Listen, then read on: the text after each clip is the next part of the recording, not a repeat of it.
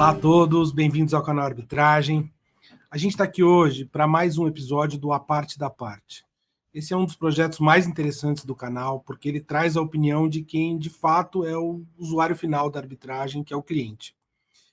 O André Luiz Monteiro, que é membro do nosso conselho consultivo, um grande amigo, coordena esse projeto já na segunda temporada, e a gente está aqui hoje para fazer mais uma entrevista. Eu queria agradecer muito os nossos patrocinadores, que é o Queen Emanuel e a Jusmundi, e passar a palavra para o André, agradecendo a coordenação, o trabalho, o empenho dele de juntar todas essas pessoas. Olá, André, tudo bom? Oi, Lauro, tudo bem? Prazer estar com você mais uma vez. É o Lauro, que é o maior empreendedor da arbitragem brasileira, e está aqui mais uma vez numa parte da parte. Como o Lauro explicou, é a chance de quem paga a conta, é a chance da parte, é a chance do cliente ter voz e dizer o que acha sobre a arbitragem. Isso é fundamental para a melhoria da arbitragem, para reforçar os pontos positivos e melhorar aquilo que pode ser melhorado. Como é tradicional, a gente sempre convida, para a parte da parte, um representante de uma empresa importante com atuação no Brasil e um co-entrevistador ou entrevistadora. Para o nosso episódio de hoje, eu tenho o prazer de convidar o Daniel Rui, que é o gerente jurídico da Klabin. E, para nos ajudar com as perguntas, ninguém poderia ser melhor do que a professora Selma Lemes, coautora do projeto que seja bem-sucedida a lei de arbitragem brasileira. Eu vou começar diretamente com a pergunta, o Daniel e professora Selma. Daniel, conta um pouquinho para a gente da sua trajetória profissional até chegar a gerente jurídico da Klabin. Conta um pouco mais, inclusive. Ficamos sabendo que você tem atuado, inclusive, como árbitro. É isso mesmo? Olá a todos, olá André, olá professora Selma, olá Lauro. Primeiramente queria agradecer muito o convite, estou muito honrado de estar aqui, eu sou espectador do canal e agora participar diretamente é um privilégio para mim, vi grandes amigos, pessoas que eu admiro muito participando do canal. Adoro a ideia do A Parte da Parte, porque realmente dá voz a uma outra visão dentro desse processo de arbitragem, o cliente, as empresas. Eu estou muito honrado de estar aqui. Junto de vocês, obviamente. Falando um pouco da minha trajetória, e aí é uma conexão muito direta do meu início de trajetória com esse fato curioso que você trouxe, porque eu comecei a minha vida corporativa no direito na indústria automobilística. Eu sou de São Bernardo do Campo, comecei a trabalhar na Volkswagen como meu primeiro estágio, já na faculdade de Direito, e de lá fiz a minha carreira durante 7 anos dentro da Volkswagen. Então foi uma grande escola para mim, a Volkswagen. E na Volkswagen eu tive a oportunidade de dedicar muito conhecimento, estudo ao setor de concessão comercial, que é a relação justamente das montadoras com os concessionários, a lei Renato Ferrari, que era um assunto apaixonante, eu me dediquei muito àquilo. E por um tempo fiquei cuidando especificamente disso, escrevi artigos sobre o tema, eu cuidava de convenções da marca, contratos de concessão, era uma coisa muito legal. E devido à publicação dos meus artigos e estudos sobre o tema, exposições, eu fazia apresentações, eu fui convidado a atuar como árbitro em casos de concessão comercial. Então foi aí que começou um pouco esse trabalho em paralelo. Eu vou voltar a ele em breve, mas da Volkswagen, após esses 7 anos trabalhando ali e aprendendo muito, eu recebi uma proposta para vir para a Klabin. Eu saí da Volkswagen após 7 anos e vim para a Klabin. Na Klabin eu fiquei 7 meses atuando na área de contratos de projetos, principalmente, projetos de EPC, construção de fábricas e máquinas. Fiquei 7 meses aqui e recebi uma proposta para voltar para a indústria automobilística. Eu voltei para a Fiat, não mais para a Volkswagen, era onde eu conhecia a concessão. Puxa, foi uma chance de voltar onde eu me formei. E fiquei 1 ano na Fiat, trabalhando com projetos, com estruturação de casos de consumidor, de contratos, do projeto de construção da fábrica lá de Goiânia, Pernambuco. E após 1 ano de Fiat, eu recebi um convite para voltar para a Klabin. A minha antiga gestora aqui, a Rosa, me convidou para voltar na condição de coordenador do projeto Puma, que era o projeto de construção da fábrica de Ortigueira. E eu aceitei esse convite e voltei para atuar principalmente na área de contratos. Como coordenador aqui, eu mudei para Telêmaco Borba, Então, morei 2 anos lá no norte do Paraná, em Telêmaco Borba. Foi uma aventura apaixonante, adorei meu período lá. Uma vida muito mais simples, mas muito satisfatória e uma grande escola para mim. E em 2018, eu fui promovido a gerente, aí assumi uma área mais abrangente, envolvendo o contencioso, envolvendo toda a área de contratos, propriedade intelectual, projetos de expansão, tanto de base imobiliária quanto de indústrias. E aí voltei para São Paulo em 2018. E aqui estou nessa posição de gerente e atuando com um espectro muito amplo dentro do direito e numa indústria e numa empresa incrível que a gente vê de tudo, né? Também uso um termo que a Rosa usava, ela falava que de parto de onça, atracação de navio, a gente vê de tudo aqui na Klabin. E é verdade, porque a gente tem o Parque Ecológico, lá em Telêmaco Borba, que cuida dos animais recuperados pela polícia, etc. E tem o Porto de Paranaguá, que é um terminal que a gente opera também para a exportação de celulose. Então, é uma gama ampla e muito satisfatório trabalhar como isso. E aí, da arbitragem, eu comecei com concessão, atuando, fui indicado para alguns assuntos. Com o tempo, fui me desvinculando ao termo concessão, fiquei muito mais generalista.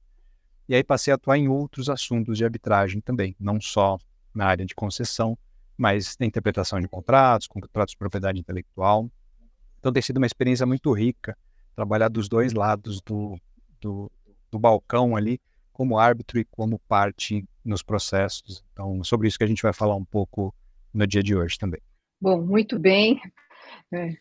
Queria agradecer inicialmente aqui ao convite que me foi formulado.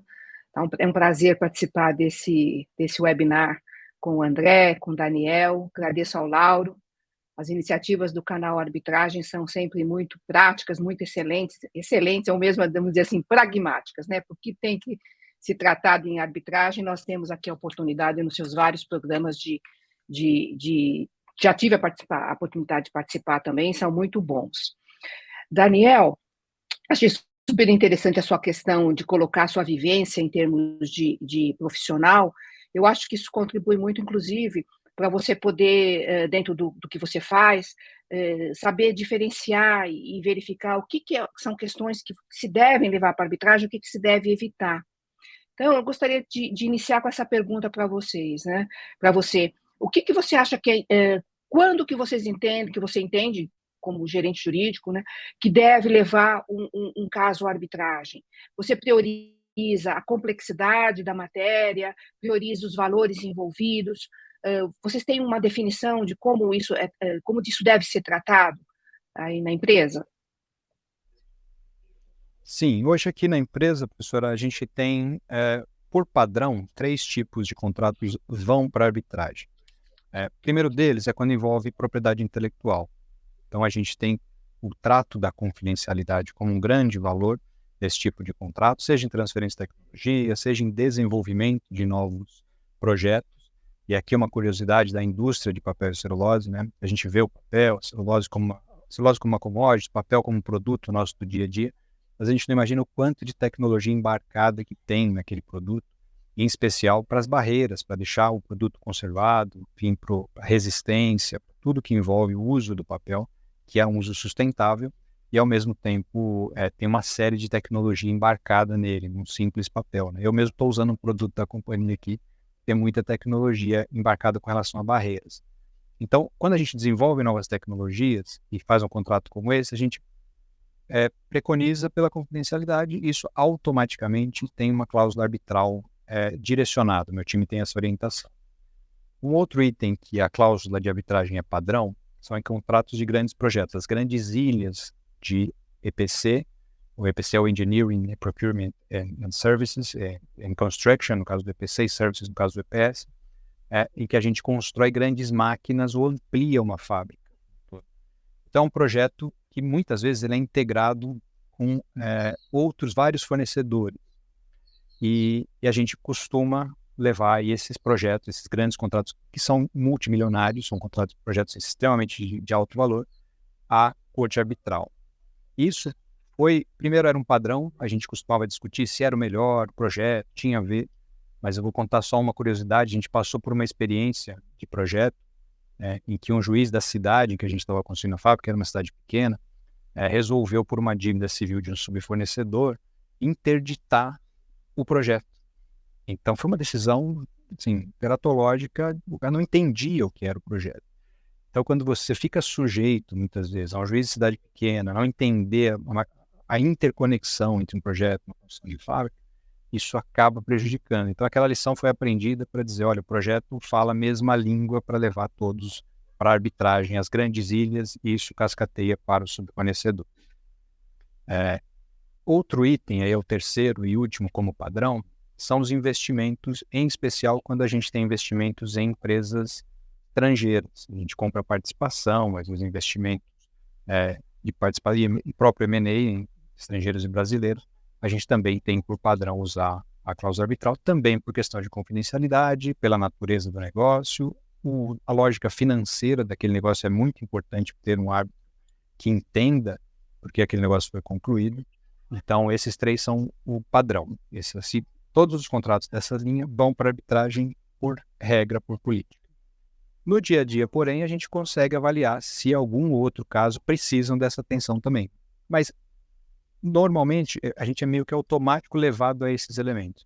Tem a situação de confidencialidade, eu tenho a situação de interconexão de um projeto que precisa ser entendido como um todo e não como aquele negócio específico. Eu tenho um investimento que tem uma lógica econômica diferente. Então, isso leva a gente a avaliar se outros contratos que não desses três tipos também usam a cláusula arbitral. Mas em volume, eu diria assim, no dia a dia, os contratos de dia a dia, de fornecimento, de clientes, vão para o judiciário. A gente tem esse critério muito mais com esses três contratos e uma avaliação mais artesanal quando chega alguma demanda que a gente avalia que precisa ser adaptada. Interessante. Então, o critério é a confidencialidade, né, em alguns casos, e a complexidade da matéria.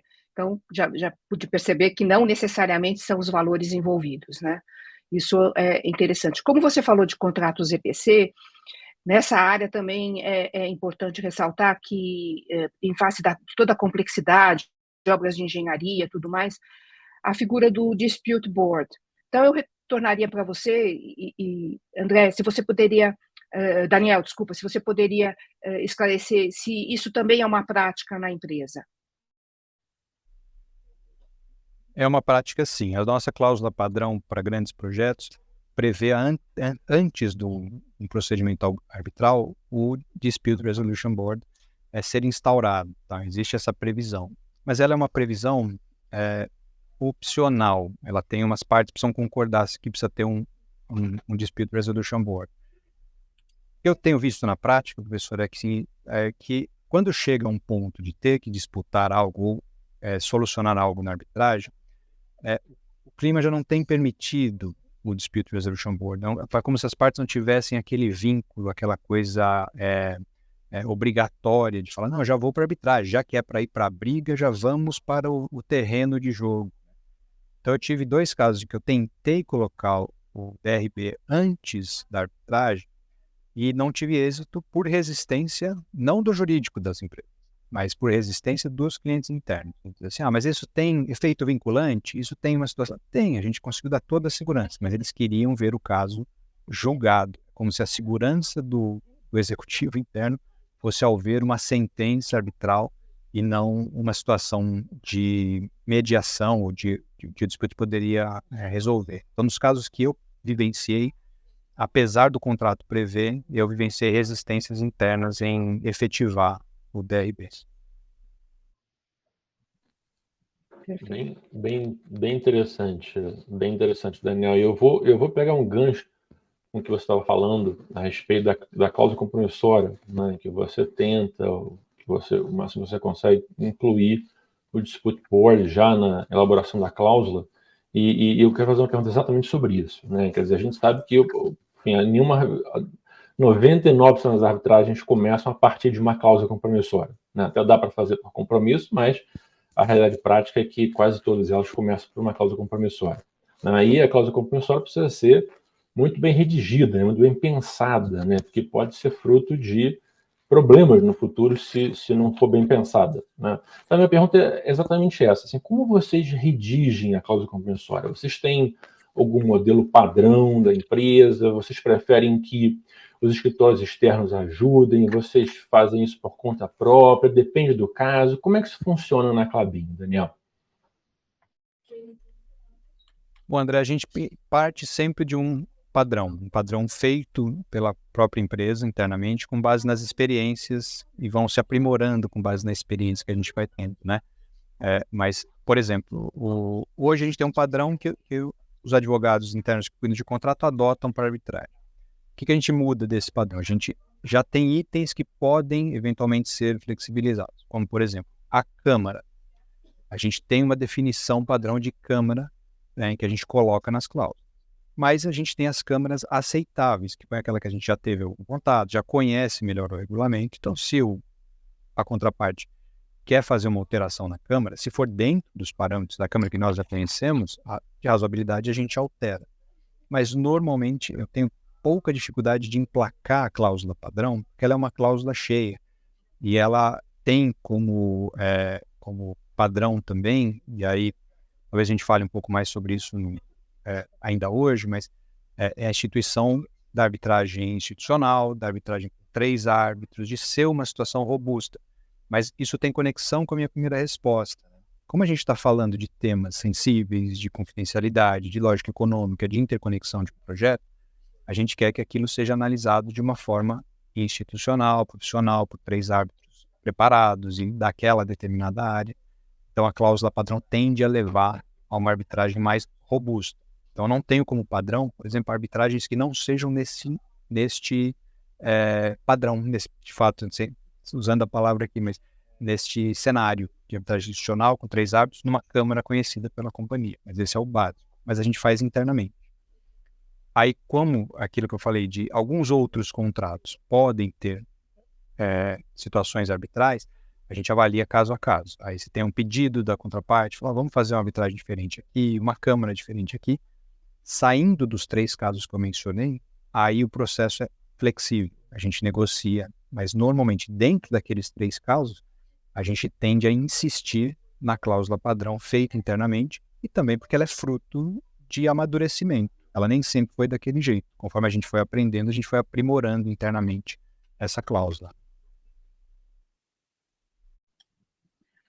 Muito, muito bem. Daniel, pegando um gancho com essa pergunta, você já falou da questão da arbitragem institucional, eu queria saber de vocês se vocês também praticam a arbitragem ad hoc, e se utilizam algum outro regulamento, como, por exemplo, o regulamento aí da Uncitral. E um outro ponto interessante também, no momento da redação da cláusula, é a sede e local, né, da arbitragem, e automaticamente o que vocês entendem do que deve ser relevante em termos da eleição do local da arbitragem. Olha, a arbitragem ad hoc, eu faço um paralelo um pouco do que eu falei do DRB, né? E eu tive um caso aqui que nós sugerimos para resolver uma situação, porque a gente precisava, de fato, de agilidade, havia uma situação de custo envolvida, instituir uma arbitragem ad hoc. Foi sugerido pelos 2 jurídicos.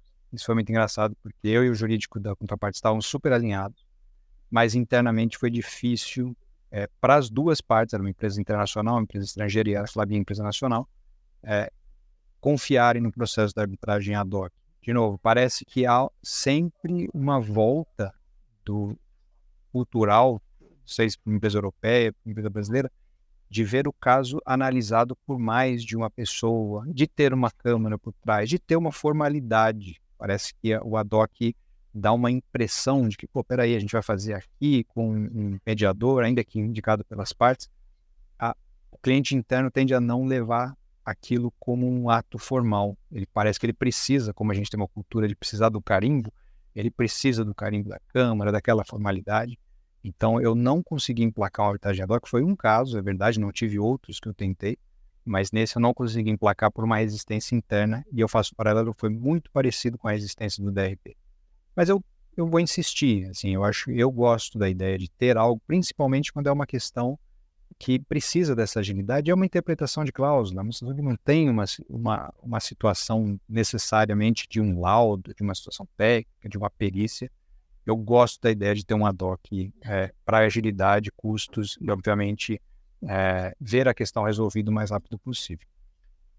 Quanto à Câmara, a gente costuma jogar em casa. A Clabin tem a sede aqui em São Paulo, onde eu estou agora, e a gente costuma jogar aqui porque normalmente eu levo as pessoas aqui, os executivos, as pessoas envolvidas nos projetos como depoentes. Então é mais fácil a logística estar aqui do que estar no Rio de Janeiro, fazer isso, do que estar em Minas ou qualquer outro lugar. Então a gente prefere São Paulo, a definição das câmaras de São Paulo, que a gente já teve experiência também por já conhecer o regulamento.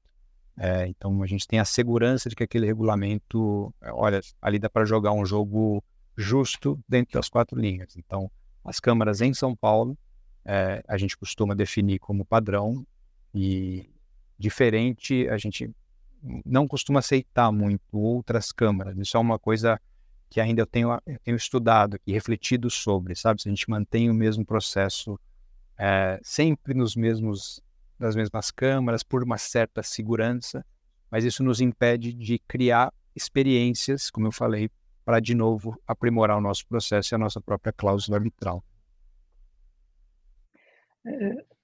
Daniel, apenas uma complementação. Se você nota e verifica em termos de judiciário, né, se seria melhor ter questões submetidas ao judiciário do Rio de Janeiro, por exemplo, ou de São Paulo, envolvendo arbitragem. E um outro ponto também dessa questão que você colocou, com referência às câmaras, eu perguntaria se vocês têm a prática de utilizar câmaras internacionais, e quais seriam, e se você já teve experiência, né, com essas questões. Vamos lá. Sobre o judiciário, professora, existe uma questão que eu acho que acho que não só a Klabin, mas qualquer empresa que possui atividades fora dos grandes centros, talvez enfrente. Acaba sendo uma crítica, mas eu vou dizer que é uma crítica construtiva, mas normalmente o juiz da comarca pequena é uma entrância, é um juiz ainda inexperiente, e quando isso é levado a um caso de extrema complexidade para ele, pode ser que ele faça um brilhante trabalho, normalmente são profissionais brilhantes, estudantes brilhantes, etc.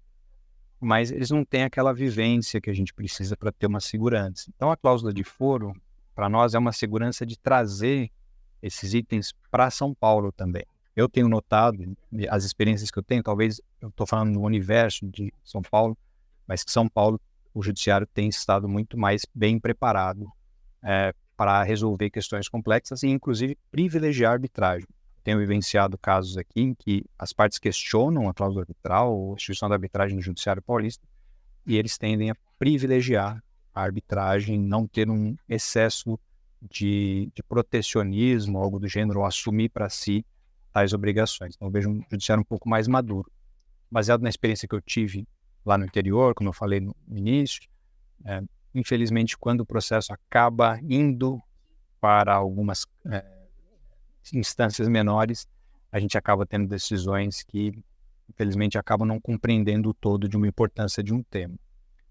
Quanto às arbitragens internacionais, a gente tem como padrão utilizar as brasileiras. A gente gosta daqui, confia eu acho que a arbitragem brasileira é muito madura já, mas as câmaras internacionais contam, em alguns casos, com essa credibilidade de alguns parceiros de ter um fator de revisão internacional, o fator de, às vezes, jogar um negócio ou um jogo com o Brasil, dá a impressão de que, poxa, lá no Brasil as coisas acontecem de uma determinada forma, pode haver um protecionismo nacional. Então, os parceiros internacionais tendem a levar a câmaras internacionais, mas por iniciativa Klabin, não. Nós nunca propomos uma situação internacional como padrão em nossos contratos. Como toda regra, né, existem exceções. Eu diria assim, como padrão, não. Mas existem 2 casos que são exceções aqui, que a gente privilegia o internacional. Um deles é o direito marítimo, quando a gente tem situações com fornecedores, exportação, porque a gente entende que o direito inglês, e daí o André que vivencia muito de perto ali, é mais maduro na resolução de temas relacionados a direito marítimo, há um avanço enorme por lá. Então, a gente privilegia Londres para disputas relacionadas a frete, cargos marítimos. Então, essa é uma primeira exceção. E a segunda é relacionada a assuntos corporate mesmo, de investimento. Quando a gente assume como shareholder de alguma startup, de alguma empresa estrangeira, a gente privilegia os Estados Unidos. A gente entende que lá a legislação societária também tem um pouco mais de amadurecimento para disputas relacionadas a questões de controle, de votos, de governança dentro das empresas internacionais. Então, são as duas únicas exceções em que a própria empresa privilegia o internacional. No restante, a gente sempre tenta emplacar e convencer, que a gente também é convicto disso, de que a arbitragem brasileira é o melhor caminho. Excelente ouvir esses seus comentários e com certeza a postura é uma postura muito, vamos dizer assim, bem equilibrada e balanceada. Obrigada.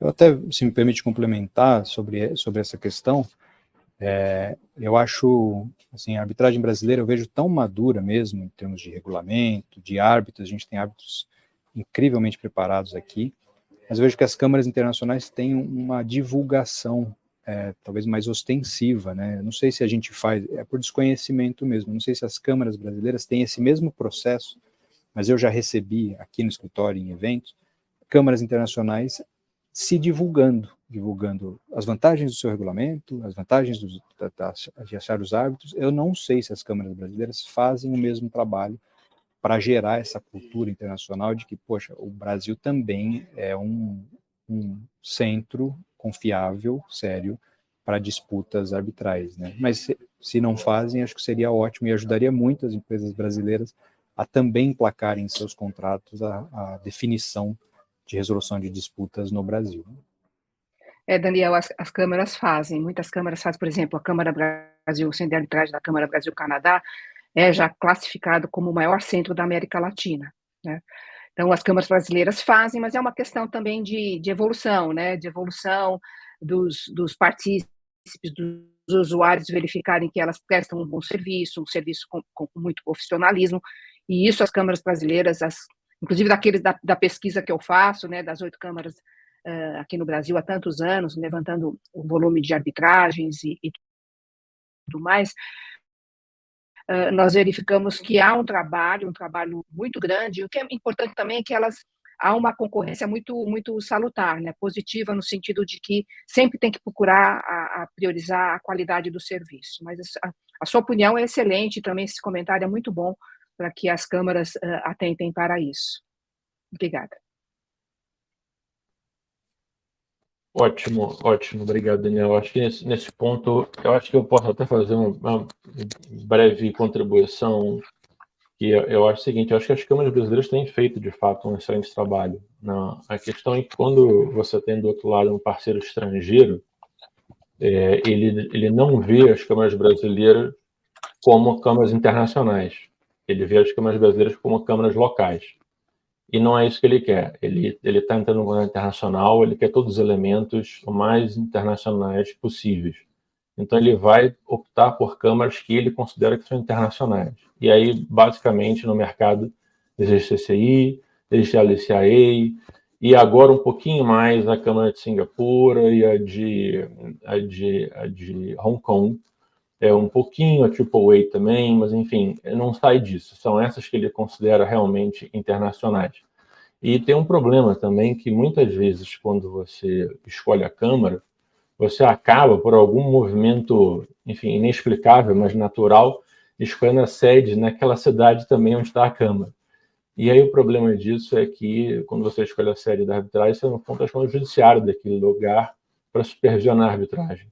Não. E aí os parceiros de fora do país, parceiros internacionais, que têm um desconhecimento mesmo a respeito do Brasil, a respeito das câmaras brasileiras, a respeito do judiciário brasileiro, não se sentem confortáveis, né? Eles querem ir para lugares em que o judiciário é visto como um judiciário com muita prática internacional, como, por exemplo, o judiciário de Londres, o judiciário de Nova York. Né? Só para dar um exemplo, as cortes de Londres, todo ano, elas emitem um relatório, né, dos casos que julgaram e tudo mais. E faz pelo menos uns 10 anos que o número de casos envolvendo uma parte estrangeira é de mais 70%. Então, mais 70% dos casos perante as cortes inglesas tem uma parte estrangeira. Né? Então, assim, é como as coisas, enfim, se desenvolveram. Né? E aí é muito difícil você convencer um parceiro estrangeiro a escolher as câmaras brasileiras ou a sede no Brasil, com o judiciário brasileiro. apesar de eu ter visto vários exemplos já que isso mudou, casos envolvendo parte de diferentes países, tudo no Brasil. Mas é um movimento difícil, não é um momento fácil de convencer os gringos, não. Ô, Professora? André, se você me permite uma complementação, nós temos que levar em consideração o tempo e a experiência, não é? Afinal de contas, nós estamos aí com 27 anos de um instituto jurídico aceitável, moderno, flexível no Brasil, enquanto que e não era uma prática reiterada, né? Eu lembro muito bem, em 1990, eu fiz um estágio na CCI, tinha um caso brasileiro, e esse caso ainda por cima, a parte brasileira estava contestando, porque dizendo que a cláusula compromissória não tinha eficácia, né, não tinha vinculação. Então, se a gente verificar, a CCI está completando esse ano, a Corte de Arbitragem da Câmara de Comércio Internacional, 100 anos. Então, ele já tem um portfólio enorme ali, né? Então, eu acho que também se justifica. Mas o importante de tudo é que nós estamos aqui, as câmaras brasileiras estão trabalhando nesse sentido. Os levantamentos, por exemplo, do ano passado, da pesquisa de arbitragem, demonstrou que houve um aumento considerável de arbitragens com partes estrangeiras, né? Estou levando em consideração aqui o conceito de estranhidade de partes não residentes no Brasil. Então, nós temos tido acho que está num crescendo, né? Num crescendo. E o importante sempre é prestar sempre um bom serviço, uma boa qualidade, mas evidentemente isso acontece por causa do tempo, né? De privilegiar as câmaras, privilegiar não, de quando você está em contratos internacionais, as partes já irem para uma área que ela já conhece, né? Então acho que é isso que influencia, né? Não está vinculado à qualidade do serviço brasileiro, está vinculado a, vamos dizer assim, no bom sentido, uma falta de informação, né? Seria isso. Eu acho que é por aí mesmo, professora. Eu acho que é por aí mesmo. É muito fácil ter informação sobre as cortes em Londres, sobre as cortes de Nova York, sobre a arbitragem em Londres, arbitragem em Nova York, direito contratual em inglês, direito comercial de Nova York. É muito fácil obter esse tipo de informação, né? Sobre o direito brasileiro não é tão fácil assim. É uma caminhada aí que a gente precisa, né, tomar. Mas, Daniel, eu queria fazer uma pergunta, que é o seguinte: a gente, como a professora Selma disse, né, quer dizer, a arbitragem brasileira ela tem, né, seus 20 e poucos anos, e foi eu diria que foi uma carreira meteórica da arbitragem brasileira, né, porque em 2 décadas a gente realmente conseguiu um resultado muito impressionante. E agora se costuma dizer que a arbitragem brasileira está sofrendo com as dores do crescimento, né? Um crescimento muito rápido gera necessariamente alguns atritos, né? Algumas dificuldades. E eu queria saber se você também vê dessa maneira, e se por acaso isso de alguma maneira te deixou receoso em relação à arbitragem, ou te fez repensar em relação ao Instituto? Qual é a sua visão a respeito dessas dores do crescimento da arbitragem?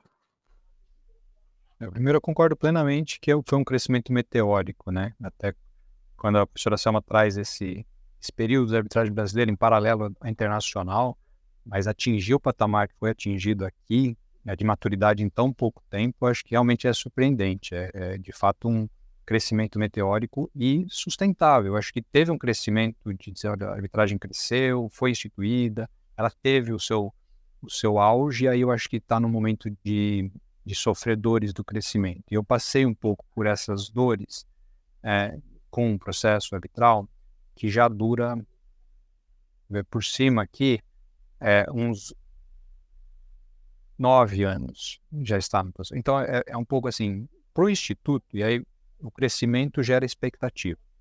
Então, a gente teve um crescimento meteórico, maduro, a arbitragem funcionando bem, a gente com ótimas câmaras, mas a expectativa também cresce junto. Então, a nossa expectativa é sempre que a arbitragem vai ser sempre mais célere, uma dedicação àquela causa que talvez um juiz com uma quantidade enorme de processo não tivesse, mas um processo durar quase 10 anos na arbitragem começa a minar esses itens que eram então tidos como vantagem, né? Então, eu acho que essa é a dor do crescimento que a arbitragem tem tido. Eu acho que não por outra razão, a tendência, não só brasileira, mas mundial, na minha visão, é a arbitragem expedita. Eu acho que eu participei de um evento aqui da SEC, que basicamente eles focaram em divulgar o quanto a Câmara estava madura para uma arbitragem expedita, o quanto aquilo representava em percentual de custo, porque eles sabem que nas empresas o bolso é um fator extremamente importante para a tomada de decisão, mas eu acho que é uma tendência mundial. Eu acho que a arbitragem expedita tende a endereçar a volta do que sempre foi atrativo na arbitragem, principalmente para trazer mais volume nessa disputa. Eu acho que a arbitragem precisa de mais popularização, porque quando a gente fala de complexidade, de valores, a gente sempre tende a elitizar a arbitragem de uma certa maneira. Olha, a arbitragem é um caso muito específico. Eu mesmo falei isso aqui, e reconheço que a nossa cultura tem ido para esse lado. Mas eu acho que a arbitragem também poderia endereçar temas não tão complexos. E aí eu acho que a arbitragem expedita seria um ótimo caminho para ter o melhor dos dois mundos. A rapidez, o preparo técnico, dentro de uma situação que pode ser resolvida sem esperar 10 anos. Né? Então eu acho que sim, as dores do crescimento, acho que já há um endereçamento para essas dores, que é muito positivo, mas acho que debates como esse que a gente está fazendo hoje servem para um ponto de reflexão, assim, de a gente dizer, olha, para onde ela cresce agora? Onde que esse crescimento meteórico é mais sustentável? Então, eu acho que isso tem que estar na pauta o tempo todo, inclusive dentro das empresas e entre as empresas nas negociações de cláusulas arbitrais.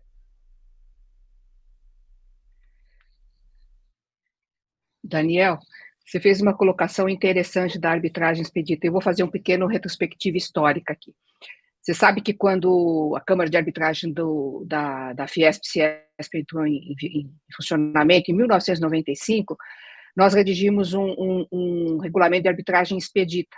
Na época, a OMP, a Organização Mundial da Propriedade Intelectual, tinha começado a funcionar como uma Câmara de Arbitragem e tinha um regulamento de arbitragem expedita. Não existiu em outras câmaras. Eu, automaticamente, quando eu vi aquilo, falei, vamos fazer um regulamento aqui para o Brasil também. Nunca foi utilizado. Né?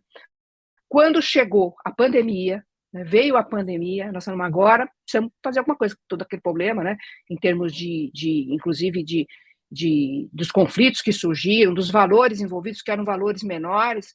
Então, aí, a Câmara da Fiesp-CIESP, nós fomos lá e redigimos um outro regulamento. E aqui há um ponto interessante até de ser comentado, que a arbitragem expedita, ela envolve também uma questão do procedimento, né, que você tem que, para ele ser mais sério, você tem que cortar etapas. E aqui eu queria fazer uma pergunta para você. No caso, por exemplo, da arbitragem expedita, se pressupõe que você não vai fazer uso de uma perícia, né? Isso vai, obviamente, ter dois reflexos, um no tempo e o segundo no custo, né? Vocês, então, do ponto de vista assim, corporativo, vocês teriam a vontade de utilizar uma arbitragem expedita, tendo que abrir mão de alguns recursos? Evidentemente, não estou dizendo que não haverá o devido processo legal, mas que nós vamos simplificar o devido processo legal. Isso é possível? Você vê isso como cada caso é um caso, evidentemente, mas você vê isso como possível na empresa? Eu vejo como muito possível na empresa e vejo que até é um fator positivo como jurídico de trazer esse tanto de entendimento para os executivos dentro da empresa. Porque eles sempre têm a cultura, a gente cresce assim, de que o processo judicial demora, ele tem uma série de atos. Eu, quando defendo a arbitragem aqui, para quem já está aqui há mais tempo, esse caso que já está há quase 10 anos de tramitação, sempre me assombra. Isso é jogado na mesa para falar assim, pô, você está defendendo a arbitragem nesse caso, mas a gente tem um caso super demorado, com idas e vindas eternas, e que não termina. E é verdade. Então, quando a gente vende a arbitragem expedita e coloca entre aspas a venda, a gente coloca de novo as vantagens que a arbitragem deveria ter o tempo todo. Então, eu acho que é possível vender. Por que eu acho que não acontece isso? E aí, com a minha experiência de executivo de companhia, é grande. Porque a responsabilidade do gestor está colocada em jogo. Imagina para nós aqui colocar um processo contra um fornecedor em que a gente está com o Poder Judiciário.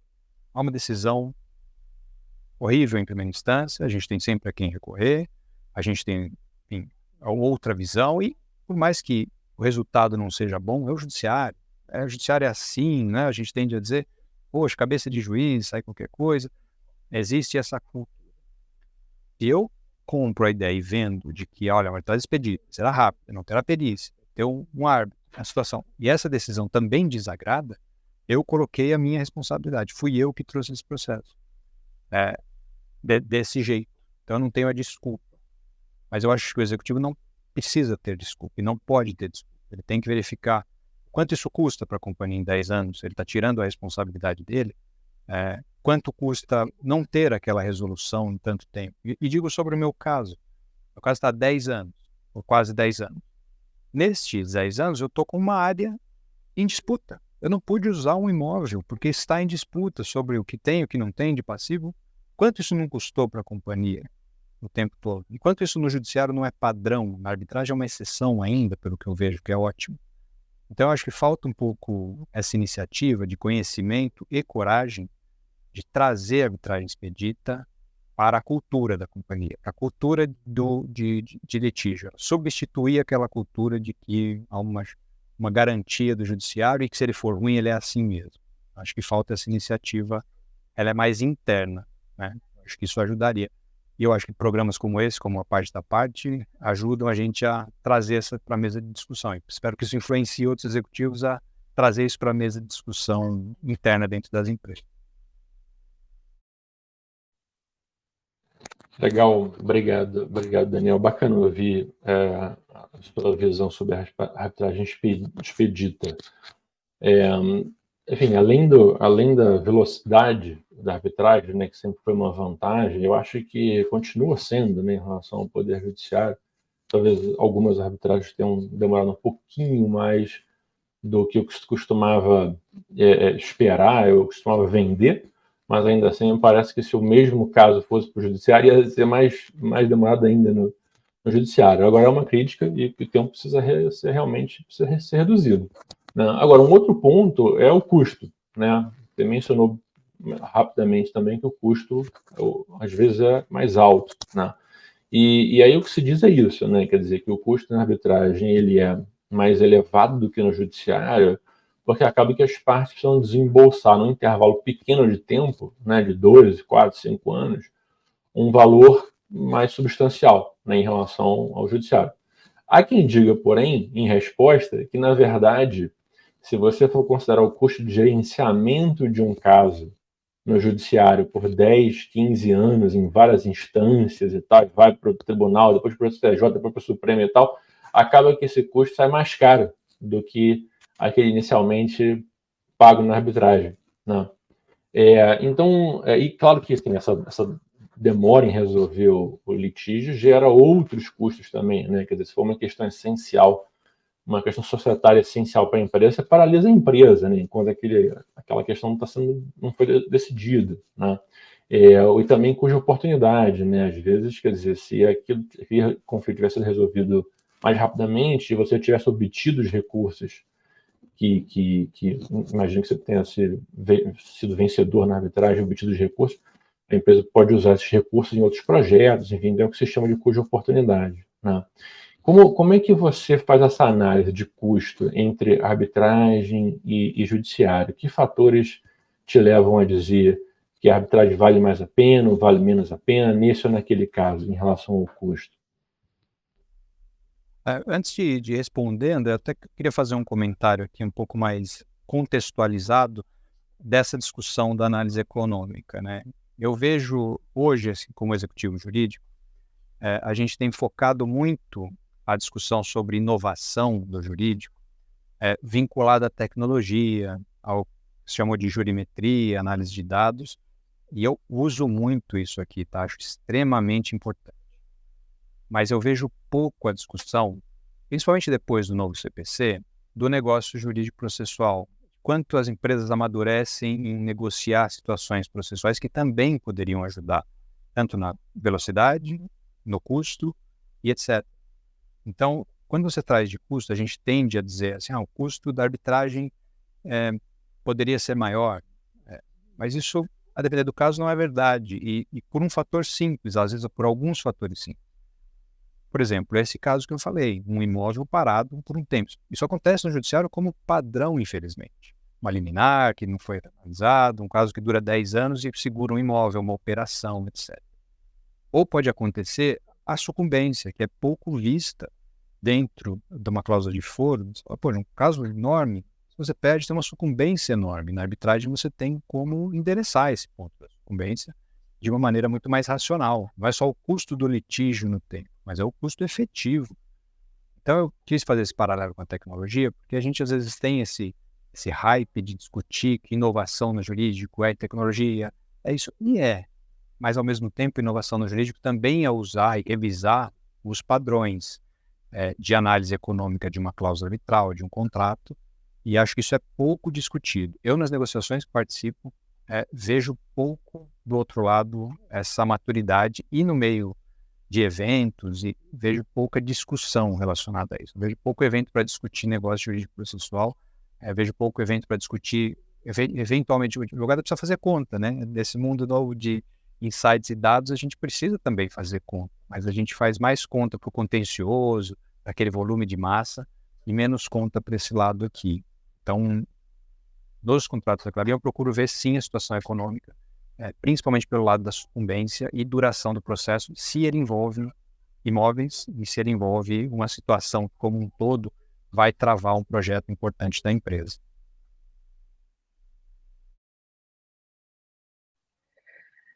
Interessante, Daniel.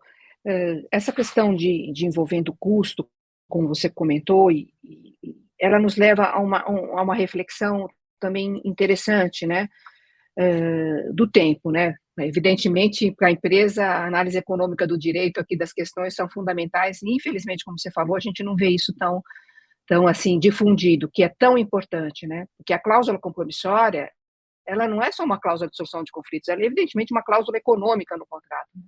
Felizmente, a área da administração pública hoje está percebendo isso, né, da importância de se colocar a cláusula de arbitragem em contratos, nesses contratos de longo prazo, como são os contratos de concessão, parceria público-privadas, né, e até por uma imposição originariamente dos agentes de financiamento, de fomento internacional, né, o caso BID ou o Banco Mundial.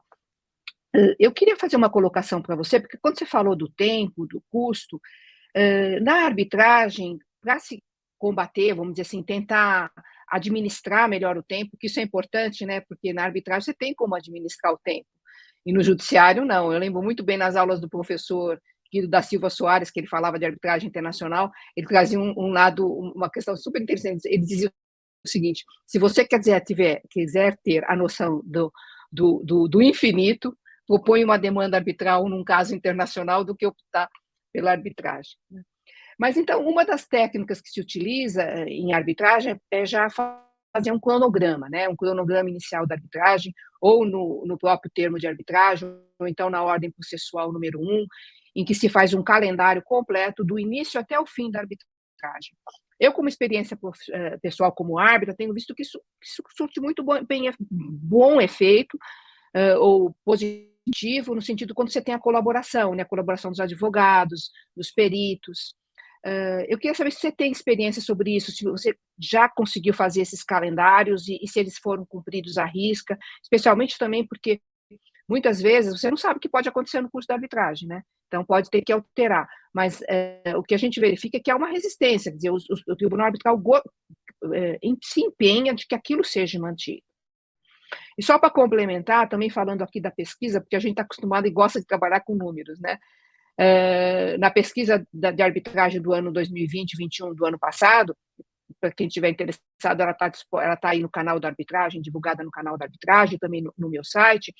Em termos de tempo da arbitragem, se você contar a arbitragem do momento que se firma o termo de arbitragem até a sentença, em 2020, a média dos casos em andamento, dos casos processados, era de 19 meses. Né? Então, se você compara num julgamento de primeiro grau, 19 meses eu acho que, para questões, inclusive, complexas, é muito bom. No ano de 2021, isso teve uma melhora de 4%. O período já passou de 18 meses. Então, gostaria de ouvir sua opinião sobre a questão da ordem processual número 1, com o calendário, e também a sua vivência, fora esse caso teratológico que você falou que está levando 10 anos, né? Pelo que eu entendi, 10 anos na arbitragem, né? Então, ou no judiciário, Exato. não sei bem, acho que seria bom também você esclarecer. Não, na arbitragem, esse é o que é surpreendente nesse quadro. E aí, quando a gente fala de média, tem sempre isso, né? A média a gente fala aqui de média também, para dizer, olha, a arbitragem tem um outro caminho, mas ao mesmo tempo um caso prático está acima da média. Mas a gente tem um outro exemplo muito positivo com a arbitragem, com um outro grande fornecedor, duas empresas enormes, uma empresa americana, em que a arbitragem durou exatamente esses 18 meses entre todos os procedimentos e foi resolvida de uma maneira assim profissional, rápida, respeitando o calendário da ordem processual número 1. Foi essa experiência que eu tive que funcionou bem. Casos assim deveriam ser a regra, mas a gente vê, às vezes é uma exceção, porque definir o cronograma eu acho que é essencial e ótimo, até para as partes se programarem ali e os próprios escritórios programarem para umas manifestações. Muitas vezes é preciso alinhamentos internos com os técnicos, então isso dependendo da complexidade do caso, essa previsibilidade é essencial. O que eu vejo na prática, porém, como regra, diferente dessa exceção, que foi um ótimo case que eu tive aqui, é que ela muda muito, né? Ao longo do tempo a gente acaba, por uma questão que acontece no meio do caminho, pedindo mais prazo, ou uma alegação que a outra parte fez exige uma manifestação da outra parte. Então acho que a gente tenta cumprir o calendário, mas das experiências que eu tive aqui, o calendário sofre alterações com bastante facilidade, apesar dele ser um norte, mas ele acaba sofrendo, ele é muito flexível nesse ponto. Eu acho que as partes teriam que ter um compromisso com aquele calendário, inclusive definir qual é a demanda, porque não é incomum a demanda começar de um jeito e no meio do processo ela virar um outro negócio, já disputando outras questões colaterais ou que afetam o custo de uma eventual indenização, e esse calendário acaba não servindo nem para referência.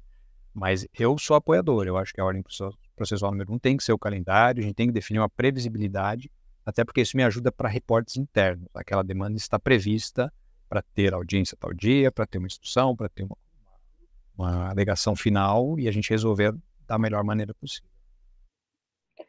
Eu queria fazer uma complementação e trazer um registro também de uma arbitragem que eu atuei como árbitra. Foi uma arbitragem ad hoc e que nós fixamos que era uma arbitragem especialmente específica, ou fast track, como se denomina, né? Nós fizemos a arbitragem inteira em 60 dias. Foi realmente algo assim, uma experiência incrível, mas foi um tour de force imenso, né? Os advogados às vezes tinham que se manifestar em 48 horas, passavam o dia, não dormiam, né?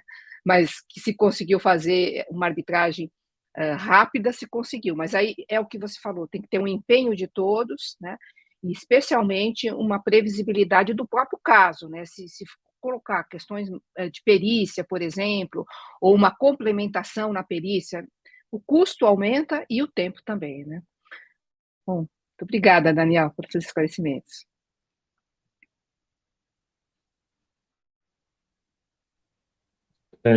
Eu acho que podemos passar agora, depois de ter falado sobre velocidade da arbitragem, sobre custo, também podemos passar, talvez, para uma outra questão sempre complexa na arbitragem, que é a escolha dos árbitros, né? Quem vão ser... Tem uma frase muito comum, né, que é dita, né, que a arbitragem vale o que vale os árbitros, né? E talvez uma outra dor do crescimento da arbitragem brasileira seja a concentração de muitos casos em poucos árbitros, não? E o fato de que alguns árbitros atuam em muitos casos simultaneamente. E aí isso pode gerar problemas, inclusive, de conflito de interesses, né? Assim, por um lado, é um movimento natural, né? Porque são árbitros com mais experiência, são árbitros que, mais do que isso, né, investiram na arbitragem quando ela não existia, e estão colhendo os frutos, então é algo natural. Por outro lado, essa concentração ela só acontece porque as partes dos advogados assim desejam, né? Quer dizer, ninguém acorda de manhã e fala, hoje eu vou ter 60 arbitragens, né? Não é assim, né? As pessoas são nomeadas, né? Então, eu tenho duas perguntas. A primeira é saber se você também vê essa concentração de casos como um problema, e se sim, se a resposta é sim, como você acha que o cliente pode ajudar? Eu acho que sim, viu, André? Acho que você tem toda a razão. A gente criou uma situação, como eu falei, sempre em prol dessa segurança, de ter sempre um terreno de jogo tido como justo. O principal receio das empresas em sair do judiciário É claro que também no judiciário existe esse receio, mas quando você traz para uma iniciativa de resolução de disputa privada, é a situação de corrupção, é a situação de você tem uma confiabilidade, quem que está julgando nesse caso? Tecnicamente é preparado, a reputação é boa. Então, para garantir essa segurança, eu acredito que você mantém sempre no mesmo modelo ali, porque são os árbitros brasileiros, de novo, a professora Selma está aqui, que é um grande exemplo, são árbitros preparados e de uma ótima reputação. Então, todo mundo quer trabalhar com aquele árbitro que traz aquela segurança, como se fosse um juiz universal para aqueles casos. É uma autoridade no assunto ou uma autoridade no direito. Então, todo mundo quer ver o seu caso julgado por pessoas assim. Isso gera uma concentração. Acho que isso é um ponto que dificilmente a gente parou para enfrentar. A gente acaba tendo essa dificuldade sim, e os árbitros são sobrecarregados. Eu tive num caso recente, um árbitro super conhecido que recusou a indicação, justamente honestamente dizendo, eu estou cheio de arbitragem, não consigo dar mais atenção a esse caso. E achei que foi ótimo da parte dele fazer isso do que ficar sobrecarregado e cair a qualidade do trabalho. Então, acho que para as empresas, a iniciativa que eu acho que a gente precisa sempre tomar e fazer da lista das câmaras que a gente usa, eu falei aqui que a Klabin tem as suas câmaras já preferenciais, da lista de árbitros, qual lista também é preferencial, além da Câmara? A gente já entrevistou esses árbitros, já teve uma reunião com eles para saber qual a especialidade, quais casos eles já atuaram, qual nível de segmento de mercado eles conhecem melhor, porque às vezes a análise econômica é essencial e a gente subestima muito isso. Uma autoridade do direito pode não conhecer a dinâmica de um mercado comoditizado, como a celulose, da situação de rede desse mercado com foco na exportação, de como ele funciona com relação aos fornecedores, paradas, efeitos de mercado, mas ele é uma autoridade do direito. Mas a gente acha que deveria ter uma lista interna de dizer assim, para esse segmento, esse é um árbitro que está na lista da Fiesp, da CCBC, e é ótimo nesse segmento, tem uma experiência. Acho que a gente poderia entrevistar, assim como a gente mapeia os melhores escritórios para trabalhar com a gente, quais são os melhores árbitros e, no bom sentido, os melhores no ponto de vista técnico, para aquela demanda e a especialização que se procura. Né? Interessante, Daniel, e tem até um comentário de um árbitro internacional muito famoso, né, professor Cremades, que falava: o árbitro ocupado é o árbitro que arranja tempo, né? E especialmente levando em consideração quando o profissional atua muito mais como árbitro e não como advogado, ele tem mais tempo porque a demanda é diferente e ele tem como, justamente por causa do cronograma, controlar o tempo, controlar o momento da sentença, e isso é muito interessante. E o profissional também, para ser indicado como árbitro, também deve fazer essa avaliação, se ele vai ter tempo efetivo, né? Eu dou um exemplo, por exemplo, arbitragens de engenharia, porque no ranking das arbitragens, ou nós temos o maior número de arbitragens de engenharias ou de societárias, né? Arbitragem de engenharia são muito complexas, né? São complexas, demandam um estudo muito aprofundado. Eu falo isso no momento, por exemplo, não só durante todo o curso da arbitragem, mas também no momento de elaborar a sentença arbitral. São sentenças muito complexas, que você realmente precisa de tempo para executá-las, para fazer, né? Com referência ao árbitro, Daniel, queria te fazer uma pergunta. Nós sabemos, né, que atualmente a gente está tendo alguns problemas não digo, é o preço do desenvolvimento da arbitragem, da questão envolvendo a indicação de árbitros, a impugnação de árbitros, o dever de revelação, né? Isso tem sido discutido, inclusive, em decorrência de algumas decisões judiciais, e eu queria saber qual que é a sua opinião em termos do que um árbitro deve revelar, né? Ele deve ter uma amplitude maior em revelar o que o árbitro, se ele teria que ter um limite, o papel dos questionários das câmaras, né? Porque as câmaras têm questionários para o árbitro, e agora até faço comentário, muitas das câmaras estão revendo esse questionário para fazer perguntas um pouco mais particularizadas. Nós temos aquelas normas da IBA sobre as guidelines da IBA, da International Bar Association, sobre o árbitro internacional. Eu queria saber a sua opinião sobre se o árbitro deveria se limitar a responder questões eminentemente dentro do questionário, se ele deveria se estender mais, porque a partir do momento também que ele se estende muito nas respostas, amplia a possibilidade de impugnações ou de questões. E para nós que vivemos nesse ambiente, eu acho que falta um pouco de equilíbrio, né? De saber o que deve e o que não deve ser revelado. Como é que você, como um advogado de empresa, vê essas questões do dever de revelação e o questionário, o que um árbitro deve revelar ou não, amplitude, menor, qual é o ponto, na sua opinião? Eu acho que, primeiramente, esse é um dos riscos que também trazem um efeito para a questão da concentração, né? Porque aquele árbitro que se dedica exclusivamente à arbitragem e tudo mais, a tendência é que ele tenha menos probabilidade de conflitos do que aquele advogado militante que atua como árbitro junto, né? Então, acho que isso também causa um efeito de concentração. Mas eu também vejo um certo exagero das partes em colocar em situações e até inferências de situações de árbitros para impedir, para criar uma dificuldade dentro de um processo arbitral. Então, eu acho que o dever de revelação é extremamente importante, mas focado se há de fato um conflito, há uma relação parental, de amizade, de prestação de serviço para aquela empresa que possa levar a esse conflito.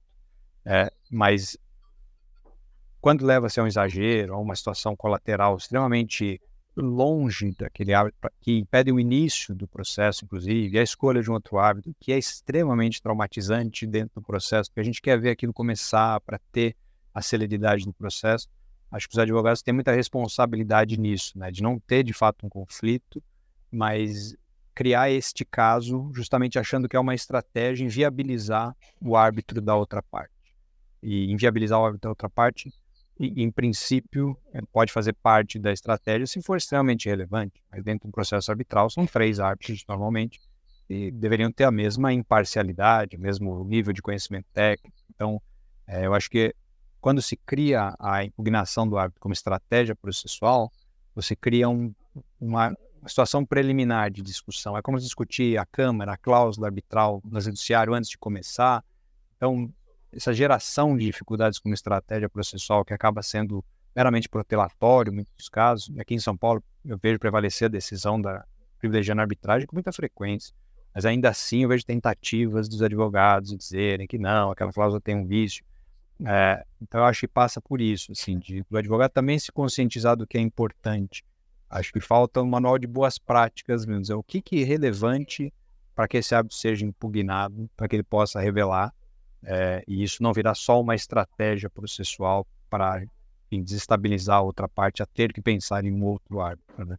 Então, acho que o dever de revelação devia ter uma boa prática e disseminada de o que realmente importa, o que poderia ser visto como, de fato, prejudicando a imparcialidade dos árbitros. É que a lei fala dúvida justificada, né? Então, procurar realmente o que é uma dúvida justificada e não se basear apenas no achismo, né? E aí levar impugnações, inclusive impugnações frívolas, né? É isso mesmo. Obrigada.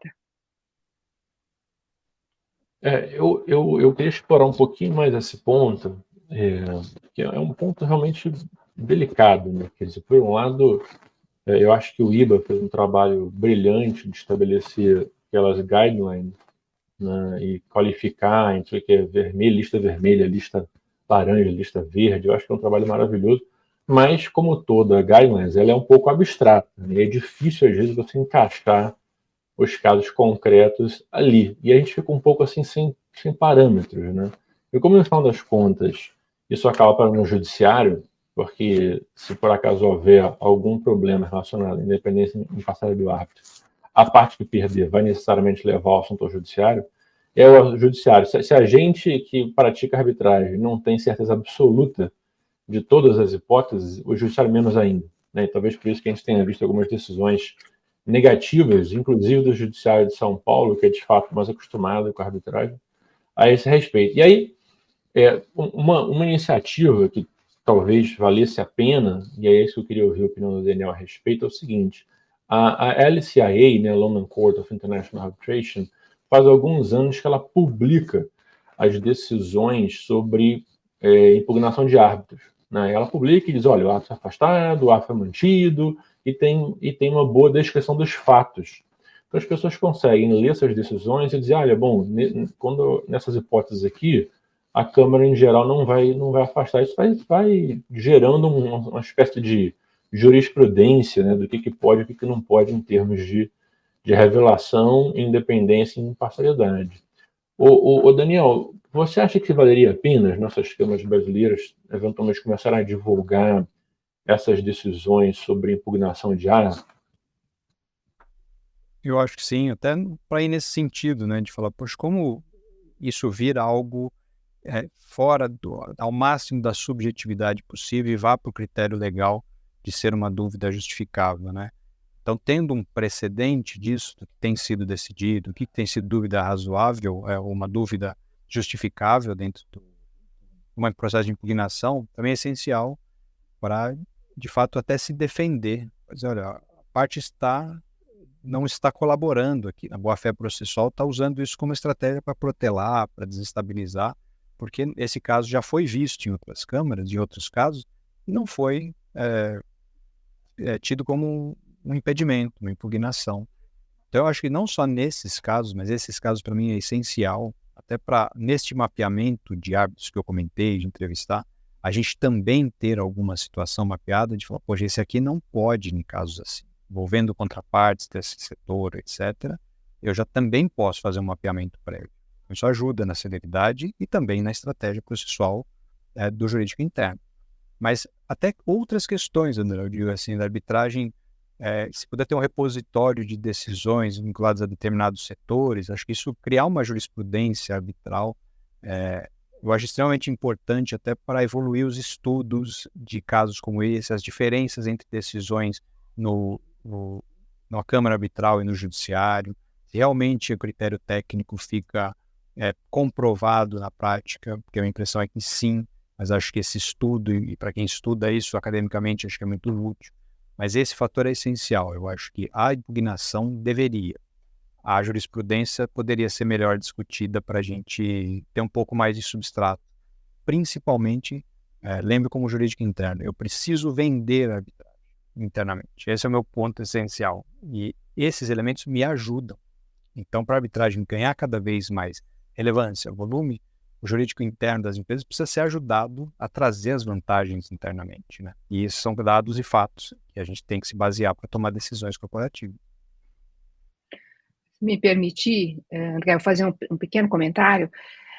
Queria esclarecer que aqui por uma iniciativa da USP, por um grupo de estudantes liderados aí por vários professores, inclusive o professor Carmona, começou a compilar em algumas câmaras analisaram, né, as impugnações e publicaram. Eles deram o nome de digesto. Já fizeram na Câmara da Camarb, já fizeram na Câmara da Fiesp, e é muito interessante. E como um paralelo, queria lembrar também que a Câmara da Bovespa, a Câmara do Mercado, ela tem uns ementários que publicam as decisões arbitrais. E eu já tenho visto as decisões do CAM, por exemplo, da Câmara do Mercado, serem referendadas ou serem referidas em outras arbitragens.